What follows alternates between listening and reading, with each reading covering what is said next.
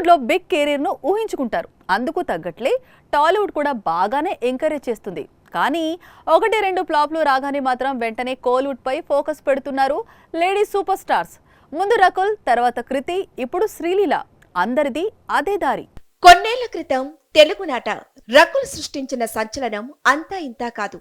సరైనోడు, ధ్రువ, నాన్నకు ప్రేమతో లాంటి చిత్రాలతో టాలీవుడ్ లో టాప్ క్వీన్ గా మారింది రకుల్. కానీ ఆ తర్వాత వచ్చిన ఫ్లాప్స్ తో డీలా పడిపోయింది. ఆ వెంటనే కోలీవుడ్ వెళ్లి అక్కడ ఐఎల్ఆర్ ఇండియన్ 2 లాంటి మూవీస్ కమిట్ అయింది. ఆ తర్వాత కృతి శెట్టి కూడా రకుల్ దారిలోనే వెళ్లిపోయింది. ఉప్పెన లాంటి బ్లాక్ బస్టర్ తర్వాత కృతికి టాలీవుడ్ లో సరైన హిట్ లేదు. దాంతో ఇప్పుడు కోలీవుడ్ కు వెళ్లిపోయింది. అక్కడ ఏకంగా 3 చిత్రాల్లో నటిస్తోంది. ఇప్పుడు టాలీవుడ్ లేటెస్ట్ సెన్సేషన్ శ్రీలీల కూడా కోలీవుడ్ వెళ్లేందుకు రెడీ అవుతోంది. ధమాకా లాంటి బ్లాక్ బస్టర్ తర్వాత 2023లో టాలీవుడ్ ను రూల్ చేసింది శ్రీలీల. కానీ సరి అయిన హిట్లు లేకపోవడంతో ఇప్పుడు స్పీడ్ తగ్గింది.